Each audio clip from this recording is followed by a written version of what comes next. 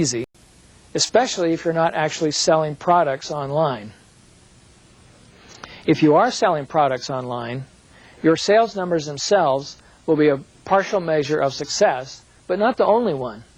This is because it is common for people to visit a website but make the purchase either by telephone or at your store. This typically goes back to security issues or how comfortable people are doing business online. An important element in evaluating your progress is the traffic or number of visitors at your website. But there are many misconceptions about how traffic is measured and what these measurements mean. Many people trumpet the number of hits their website is getting. But one visitor can generate dozens, if not hundreds, of hits during a single visit. Web traffic patterns require careful, realistic analysis to be of value. What is important is determining the number of visitor sessions and how long a person stayed at your website. So the first thing you need to do is monitor and track the responses you receive. Email, feedback from your website, traffic at the website, and downloading informational materials. There are software products available on the market to help you with this. For example, at sandio.com, we use a product called Statistics Server. Other products include Web Trends, Net Tracker, and Net Intellect. It is also important to quantify your success, but determining the return on investment for an online enterprise can be problematic. Part of the difficulty lies with the fact that your online activities are rarely conducted alone. They may influence buying decisions made offline in your store or place of business. In addition to online sales, you need to add to the equation website traffic, customer satisfaction, requests for information, feedback, publicity, buyout offers, and responses to direct mail and advertising campaigns. To facilitate the evaluation process, I've developed an internet scorecard which you can use to evaluate your own program. As you march into cyberspace, you should periodically peer into your crystal ball. So you'll need to keep up to date on trends and emerging technology. However, successfully predicting where the internet is headed is riskier than the roll of a dice at a casino. Keep a weather eye on what's coming around the next bend, whether it's technological advances, cultural shifts, or government intervention. This way you hopefully can avoid the potholes and pitfalls on the information superhighway. Here are some things to keep your eye on. Microsoft Corporation. Will Bill Gates take over the world? If he doesn't, it won't be for lack of trying. Of course, he will have to get by the United States Justice Department and the Attorneys General in several U.S. states. But in my opinion, Microsoft will get past this with little more than a minor scratch. The issue is more of a political nature than a genuine antitrust matter. And because Microsoft has invested heavily in cable television and entertainment industries, the company will play an increasing role not only in software industry, but what we see on television and how we see it. Another thing to look out for is the convergence of the personal computer and television.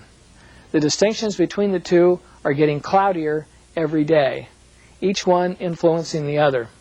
This could change forever the way products are marketed and sold.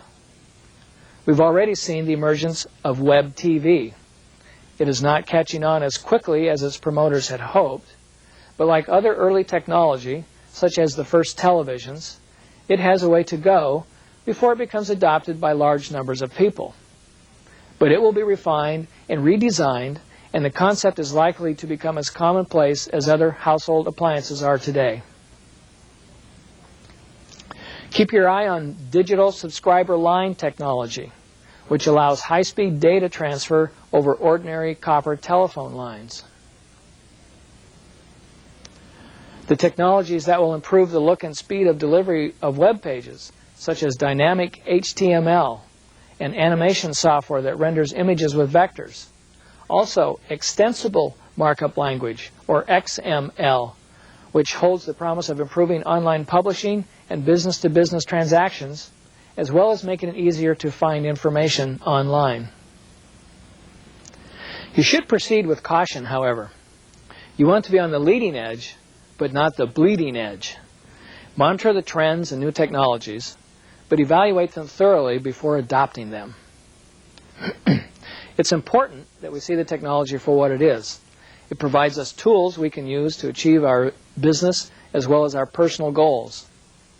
It's easy to become so enamored of technology that it becomes an end in itself, not a means to an end.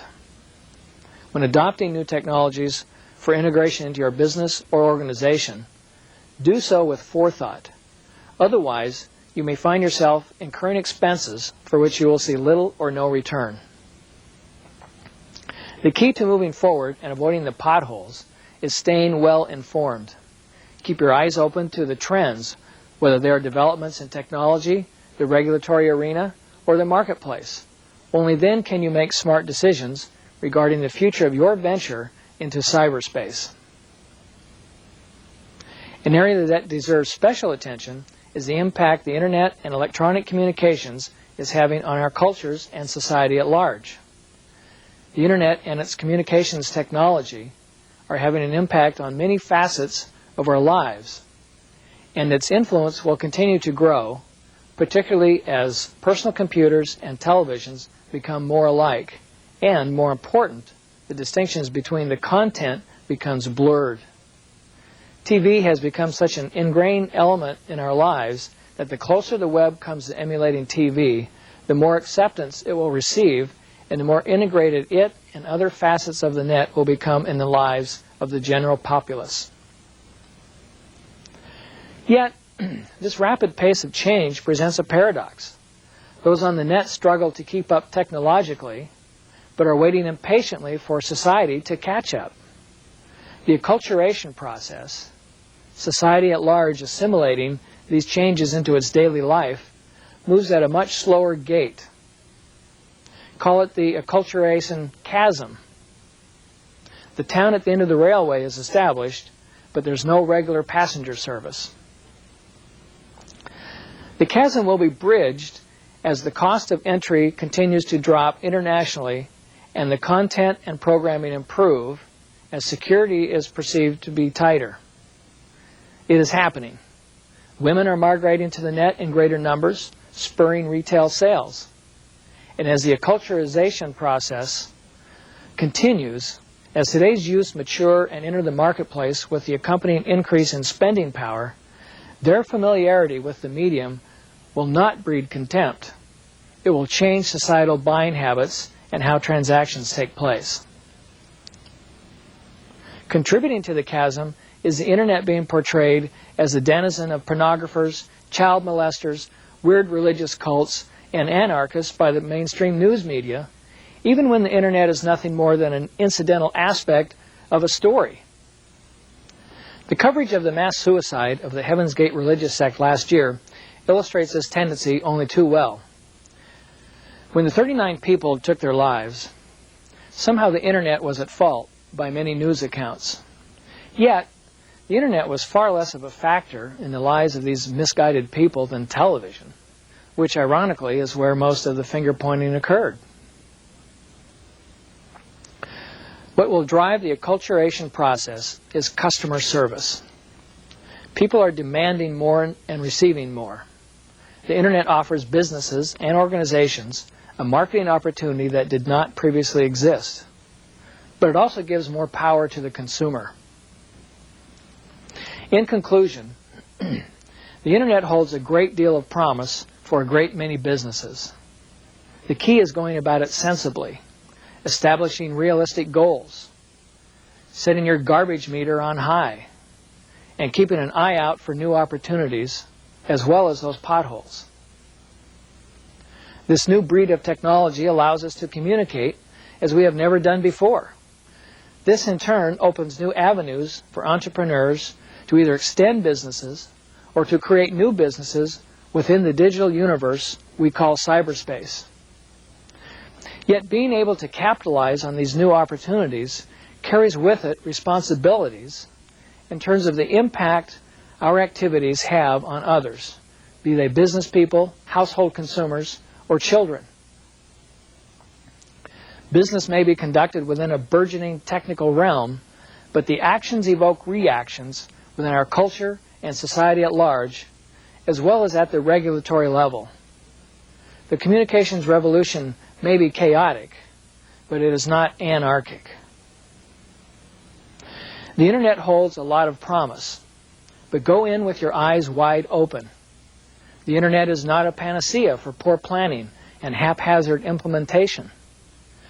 It is easy to get caught up in Internet fever and make hasty decisions about doing business online.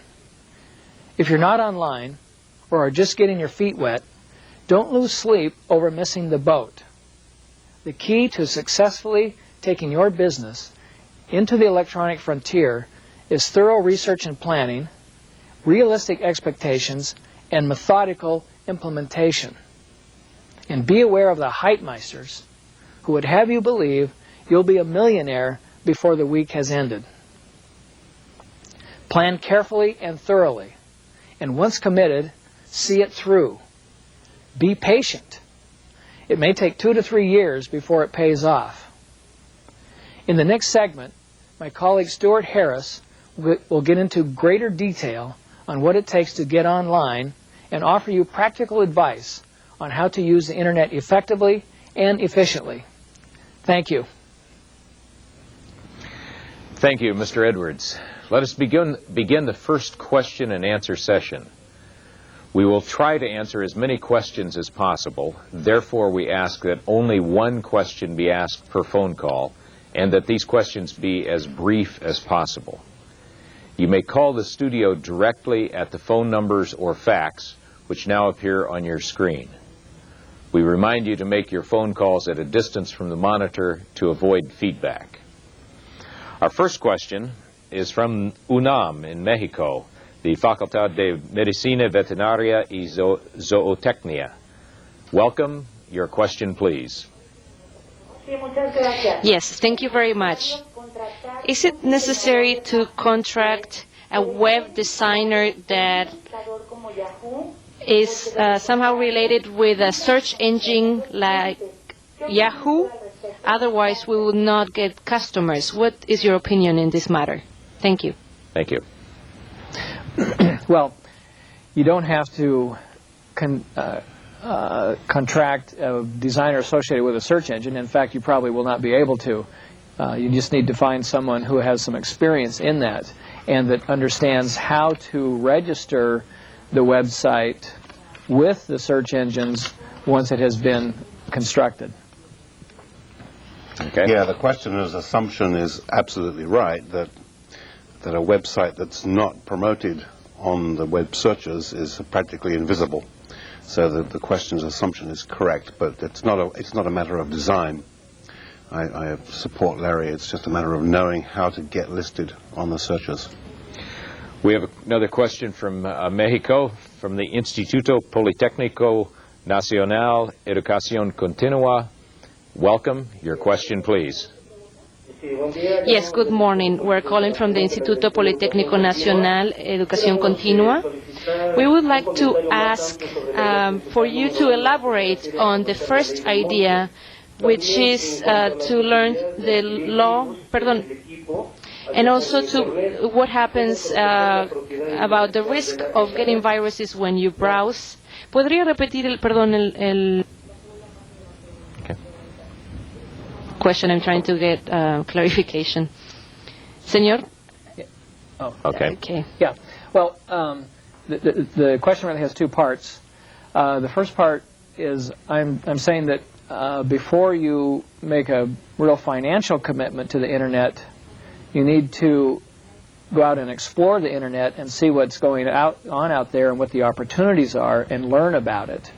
And the second part of the question, what was the second part of the question? Viruses. Oh, viruses. Yes, viruses is an issue, and I recommend, and Stuart may have some more specific information on this, having an antivirus program installed in any computer connected to the Internet or that's exchanging documents with anyone, for that matter, whether it's just word processing or other types of business documents, and update the software regularly, every 3 or 4 months. We have a question now from Brazil, from Volkswagen do Brasil in Sao Paulo. Welcome. Your question, please. Sí. The question is about electronic commerce. Sí, la pregunta es sobre el correo electrónico. Sí. Are the countries and companies prepared, or at least preparing, to establish new rules, limits, and regulations about prices, taxes, and finally, the freedom of choice? Okay. Well, the U.S. government just passed legislation to put a moratorium on any new taxes on the Internet for the next couple of years, so that this can be studied and not be a detriment to conducting business online. So the basic answer is not yet, but I think as Internet commerce grows, as electronic commerce grows, the politicians are going to see the amount of money being used or involved, and will probably look for ways to get their hands on it. So I think any business going in must monitor what the politicians are doing in terms of electronic commerce and how they want to tap into that. And we have a question now from the Universidad La Salle in Mexico. Welcome. Your question, please. My question is, what are the advantages of the web compared to other technological advances for promoting, training, reducing costs, and evaluating a business? All right. Well, the number one advantage of the web is that a business can advertise its services and products globally at a much less expense than it would to do in more traditional means. And the Internet also is being used for training. And there are lots of software coming out now in which can be used within a corporation on an intranet, or can be broadcast, or not broadcast, but transmitted to maybe satellite offices, or companies that specialize in training can sell the training service to other companies and organizations and offer the training over the Internet. We have a question from Argentina, from the Instituto Universidad Impresa Universidad Blas Pascal in Córdoba. Welcome. Your question, please. Thank you very much. Our question is the following. You mentioned a lot of software to create web pages, but what type of software can we use for the e-business or the electronic business? Well, there's not really software specifically for e-business per se.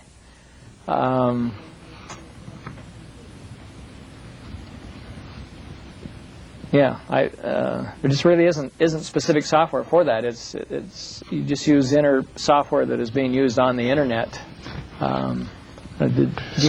Something? There are support programs for things that you might need in connection with business. For example, credit card clearance transactions. There is software available for that.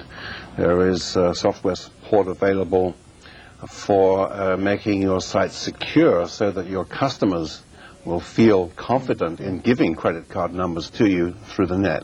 Those are very important side aspects of doing business on the net. But you would need to install that software in cooperation with your Internet service provider. In general, it's not something that you would have on your own computer. We have a question from Jalisco, Mexico, from the Instituto Tecnológico de Ocotlan. Welcome. Your question, please.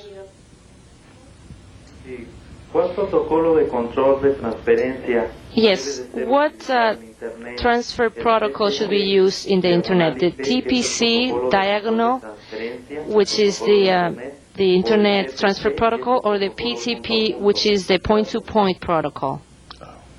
Do you want to take that one? Yeah, PPP is really the one now. SLIP, SLIP, is an older technology. PPP is now almost universal. But to be honest, if you have an internet service provider that only offers you SLIP, it really makes very little difference. And we have a question now from Nuevo León, from the Universidad de Monterrey, San Pedro Garza Garcia, in Nuevo León, Mexico. Welcome. Your question, please. Thank you very much. A concern shared by universities is what would be the best use of the Internet in this global, international world. You mentioned a lot the business side. What is the experience in the university business? For example, what is the communication between the U.S. and Europe, between the U.S. and the 2% of Latin America? What is happening there? How is that progressing? How is this going forward? And what type of experience can we get because we're investing? What is your advice because we're investing in this type of communication? Oh, can I try that? That's sure. more on my line. Yes, the universities, of course, you have to remember, were the original driving force of creating the Internet. Well, yes, of course, it was military in the very first place, but it was academic institutions that really created the net in the first place. And it's because academic exchanges are extremely well suited for electronic interaction. That does continue. More and more international courses of study are being offered on the net. The international chat channels, which I'm going to mention in my presentation in a moment, are also being used in a very serious way academically. And although chat channels are generally thought of as being somewhat trivial, I'm a great enthusiast for the development of them for the uses in business and also academically. If you think that you can, at no cost whatsoever, you can bring together an assembly of people from countries all over the world in a live, interactive situation, that's a terrific benefit, and it's being used already. We have been working here at San Diego State, too, on developing some kind of standard protocols for online courses and packages for instructors. That there's a lot of that, I assume, developing in many different places now. We have a question from Panama, from the Universidad Tecnológica de Panama. Welcome. Your question, please. Good morning. Based on your report, connectivity in our countries, developing countries, especially in Latin America, is at 2%. Could you explain what is the future of this connectivity in Latin America? And does it depend on the infrastructure of the telephone system, satellites? And also I would like to know what is the percentage of users that use the Internet for business, academic, and research purposes, and why are those the percentages that you offer? Okay. What we're seeing is that even though the largest percentage of users is in North America, that's also where the growth is slowest. The growth of the use of the Internet is highest in areas such as Asia and Latin America, where the amount of users is much lower. And part of it has to do with economics, part of it has to do with infrastructure. Right now what we're seeing is the emergence of wireless transmissions. In the U.S. right now we have what's known as direct PC, in which with a small satellite dish you can receive Internet signals through a wireless communication system. And the trend worldwide is that telecommunications infrastructure is increasingly wireless and not copper or fiber optics in the ground. So I would suggest that that is where things are going to be headed in Latin America. And in terms of the people that are using it, the broadest use for the Internet is for research of some sort, whether it's students, whether it's professional researchers, or it's just people looking for information on products, services, topics of interest. So that is the greatest use right now. But we're seeing a high growth in use of Internet for business purposes. So we will see electronic commerce emerging over the next 5 years throughout the world. I'm afraid I can't give the hard figures that this questioner is looking for either. They are available on the net, but I want to make one point which is interesting. Of course, the highest raw number of connected people is in North America, but if you look at the number of connected people per head of population, that is per 10,000 population, you would never guess what country is the leader in the world. It's Iceland, and that's because of government policies in that country. That is unusual. We have a question from the state of Mexico. Universidad Tecnológica de Nezahualcóyotl. Welcome. Your question, please. Thank you. Good morning. What is the probability that in the short term the Internet services over the computers could be transferred to the cables, TV cable systems?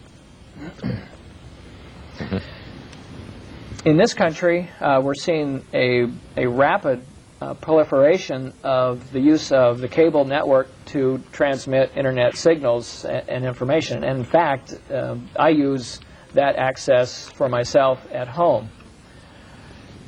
But it does require a cable infrastructure, cable television infrastructure to use that. And it's relatively inexpensive, and certainly we're seeing that as a growing area in the United States and other areas of the world. The bandwidth of cable is how much greater than telephone lines? 100 times. Yeah. Roughly 100 times than a traditional modem. Well, let me make one cautionary note. Yes, nominally up to 100 times, but in fact it doesn't usually deliver quite that bandwidth. And there's an important problem with that, and that is that the actual bandwidth delivered through the cable system depends upon the number of people connected simultaneously in your district. This is not the case, of course, with a modem line. But if everybody in your street is on the World Wide Web, you are going to see a significant decline in bandwidth. We have a question from Bolivia, from the Universidad Privada Boliviana in Cochabamba.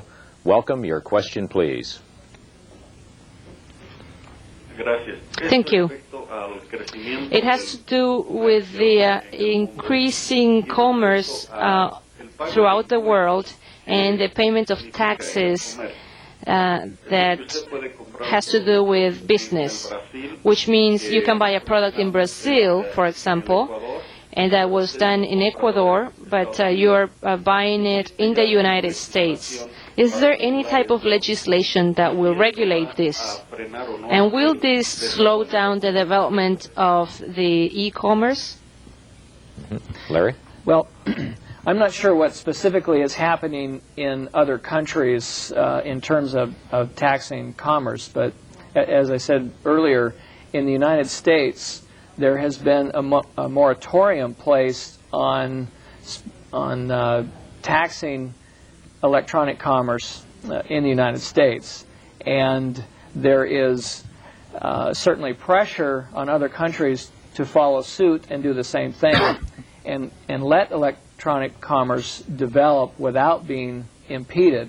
But it's going to take an effort by business people to encourage their politicians to keep their hands off the Internet for a little while it develops into a more mature business environment. But eventually, if e-commerce takes off the way it's being predicted, I think we can expect that it will be examined closely as some sort of revenue source for government agencies. But it's going to take vigilance on the part of the businesses and organizations using the Internet and close communications with the lawmakers to keep it from becoming burdensome, because it has the potential to become a real mess with taxes being hit on different countries or in the United States in different states. And so hopefully they will leave it alone at least for a while. We have a question from Peru, from the Universidad Nacional de Ingeniería in Lima, Peru. Welcome. Your question, please. Buenos días. Good morning. Mi pregunta es la siguiente. This is my question. ¿Se conoce o se dispone Do you know of, or do you know if there is a strategy permita dar that would allow una mayor seguridad more security comercial? for the user of electronic business? Otra estrategia And para incrementar is there any other strategy for increasing the electronic commerce? Security. Well, one of the biggest problems right now, and it's a very controversial issue in this country, is the export of encryption technology that allows business information, and particularly credit information, to be encrypted so that if it is intercepted, it can't be used by the pirates. But U.S. laws right now prohibit the export of the very powerful encryption technologies. So this is a very big issue.